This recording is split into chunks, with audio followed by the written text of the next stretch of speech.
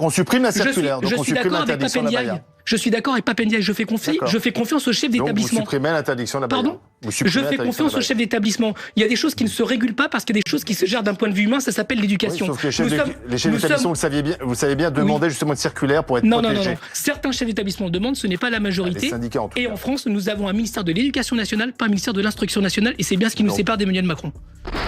Rodrigo Arenas remet en place Olivier Truchot sur l'abaya. Le député de la France Insoumise Rodrigo Arenas était invité sur le plateau de BFM TV afin de répondre aux questions du journaliste controversé Olivier Truchot.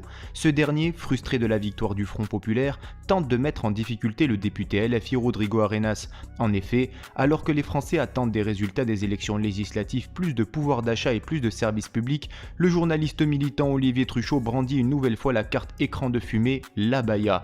Une tentative de manipulation rapidement balayée par le député LFI Rodrigo Arenas qui, comme vous allez le voir, ne va pas se gêner pour donner une leçon de laïcité à son interlocuteur. Parce que l'on peut citer des grands textes, mais là, l'abaya, est-ce que vous continuez à l'interdire ou au contraire, vous levez cette interdiction ? Vous le savez très bien, l'abaya est une circulaire qui a été mise en place par Gabriel Attal, qui était déjà appliquée par des chefs d'établissement quand ça contribuait... Non, parce que le chef d'établissement voulait quelque chose de plus clair. Laissez-moi finir. Quand ça portait atteinte et quand ça perturbait l'ordre public. Donc quand ce n'est pas le cas, quand ce n'est pas utilisé d'un point de vue de... Est-ce que vous supprimez cette circulaire ? Répondez-moi oui, non. Mais je vous réponds oui parce que je suis sur la position de Papendiaï. D'accord, on supprime la circulaire, donc on supprime l'interdiction de l'abaya. Je suis d'accord avec Papendiaï, je fais confiance au chef d'établissement. Vous supprimez l'interdiction de l'abaya. Pardon ? Je fais confiance au chef d'établissement. Il y a des choses qui ne se régulent pas parce qu'il y a des choses qui se gèrent d'un point de vue humain, ça s'appelle l'éducation. Sauf que les chefs d'établissement, vous savez bien, demandaient justement une circulaire pour être protégés. Non. Certains chefs d'établissement le demandent, ce n'est pas la majorité. Les syndicats, en tout cas. Et en France, nous avons un ministère de l'Éducation nationale, pas un ministère de l'Instruction nationale, et c'est bien ce qui nous sépare d'Emmanuel Macron. Et ça, alors il n'y a pas besoin de loi pour supprimer l'interdiction, c'est une circulaire. D'ailleurs, ce n'est pas une loi. La loi qui s'applique, M. Truchot, je viens de vous les citer, c'est 1905 et 2004, c'est-à-dire qu'un élève ne peut pas venir dans un établissement avec un signe ostentatoire à caractère religieux, quelle que soit la religion, mais ça s'applique aussi aux obédiences politiques et ça s'applique aussi aux marques, puisqu'on n'a pas le droit de faire du prosélytisme commercial dans les écoles. Et j'y suis profondément attaché.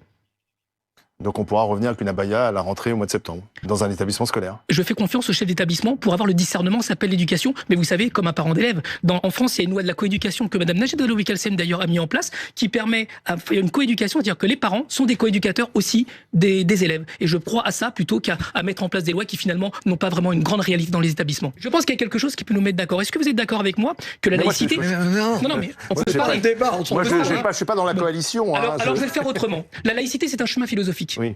Est-ce que vous trouvez normal, en tout cas moi je ne trouve pas, que la moitié des bacheliers de France n'aient pas de philosophie ? Et c'est précisément peut-être, si on est dans la caricature, les élèves qui en ont le plus besoin, à savoir les lycées professionnels. Ce sont les élèves... Donc vous voulez remettre de la philosophie ? Oui monsieur, je pense que les valeurs de la République ça s'apprend, d'ailleurs moi-même et vous-même je pense, n'avons jamais eu de cours sur la laïcité, ce n'est pas vrai. L'éducation nationale n'a jamais donné de cours sur la laïcité autrement que comme des mantras. Moi je pense au contraire que c'est un chemin, que le féminisme c'est un chemin, que la laïcité c'est un chemin, que la liberté c'est un chemin, que ça s'apprend et que précisément qu'on a déshabillé l'éducation d'enseigner le chemin royal qu'est la philosophie, et ben nous avons failli. Et moi je pense que la meilleure de répondre à vos interrogations que vous avez mis à mon encontre, à savoir les questions de laïcité, c'est de permettre à tous les élèves de France, y compris depuis la maternelle, avec des pédagogies adaptées, d'avoir accès à la philosophie et aux principes de droit qui nous régissent. Parce que la philosophie ne suffit pas si elle ne s'applique pas sur un principe de droit, et c'est précisément ce sur quoi nous légiférons à l'Assemblée nationale. Et vous, que pensez-vous de l'intervention du député LFI Rodrigo Arenas face au journaliste militant Olivier Truchot ? Donnez-nous votre avis en commentaire. En attendant, rejoignez-nous, soutenez l'information Break News.